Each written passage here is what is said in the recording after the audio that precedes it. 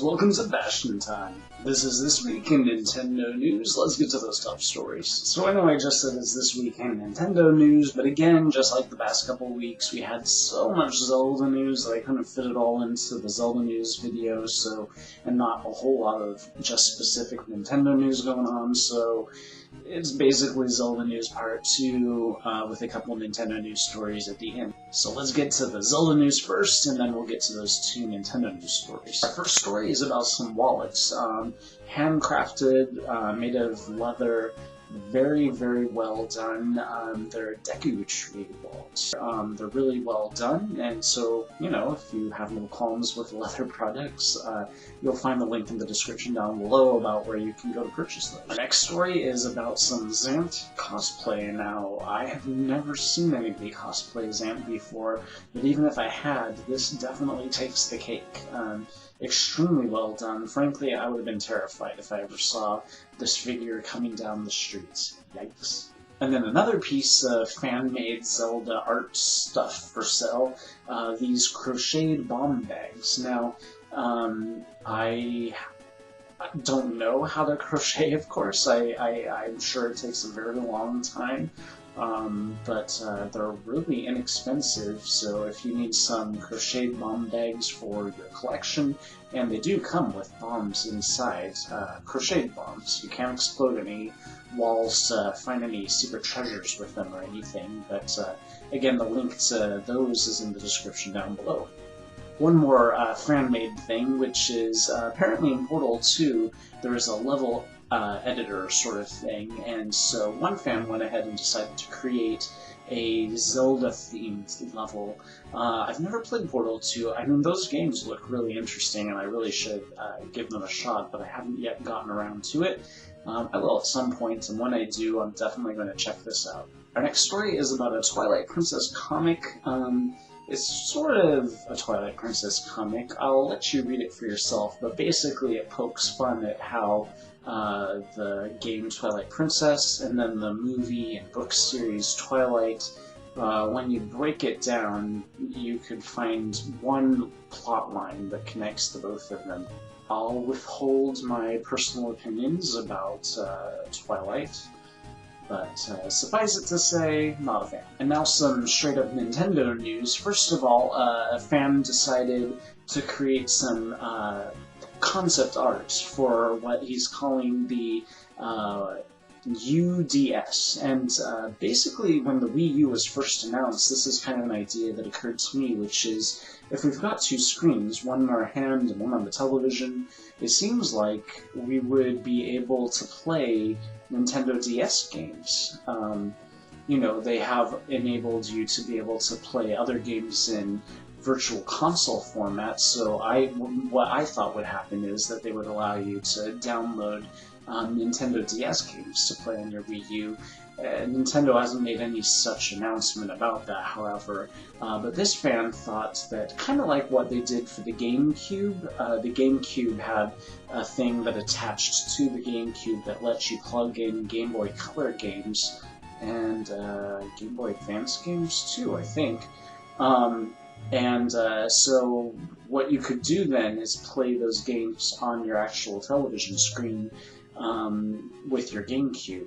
So they thought Nintendo could do something similar for the Nintendo DS with your Wii U. It could be a separate attachment, you plug in your DS game into it, and then you use the stylus on the gamepad for that screen, and then the television screen is the other screen. I think that would work perfectly. Of course, there are a few issues, which is that oftentimes the Nintendo DS utilizes both of those screens not as separate units, but as one big connected picture, so that wouldn't really work so well, and I think that's why Nintendo will never do that. Maybe a third party might be able to step in and provide that sort of peripheral, because I personally don't think it's that big of a deal. It's a really good idea, and applauds to this person for actually putting it into concept art form. Our final story is from the television station G4, and they did this episode where they were talking about the Wii U versus SmartGlass.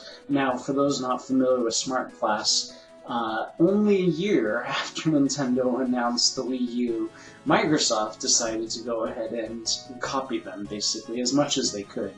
And instead of creating a gamepad tablet-style controller, what they did is they created a device that allows you to use your own tablet, whichever tablet you own, or even just your iPhone, or maybe even just your iPod Touch, I'm not sure.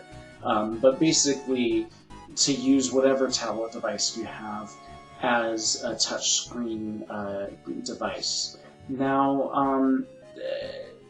yes, they're blatantly, obviously copying Nintendo, and that's unfortunate. So just like when Nintendo first announced the Wii and its motion controls, Microsoft and Sony back then, it took them a few years to go ahead and copy them and release their own motion control systems, but this time they were pretty fast on the uptake, at least Microsoft was, and came up with a SmartGlass sort of thing. The thing about SmartGlass, though, is because it just allows you to use whatever your touchscreen device is, it doesn't have the controller aspects that the Wii U's gamepad does. And I think that's really going to set the Wii U's gamepad apart, because sure, the Wii U has this awesome touchpad screen on it, but it also has legitimate regular controls on it. The SmartGlass device system isn't going to have that unless Microsoft then develops peripherals, or has a third party develop peripherals to fit onto your tablet that then, to go around it, that have controls on it, so that you have the touch screen and then the controls on the outside, just like the Wii U's gamepad. But I can't imagine them going that far just to copy Nintendo, but it wouldn't surprise me, I guess. We'll wait and see what they do, but the video does a good job of explaining how SmartGlass and Wii U are very different, and yes, they can be used for similar things, but they're bringing different things to the table. Well, more specifically, Wii U is kind of bringing more to the table. So definitely watch this video if you're interested in that sort of thing. A link to it will be in the description down below. And so that's it for this week in Zelda/Nintendo news.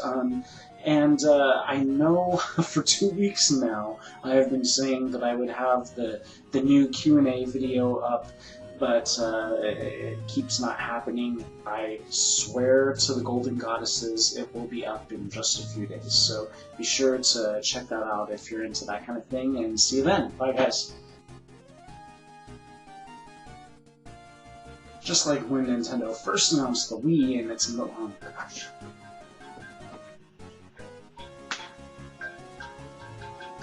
Quiet.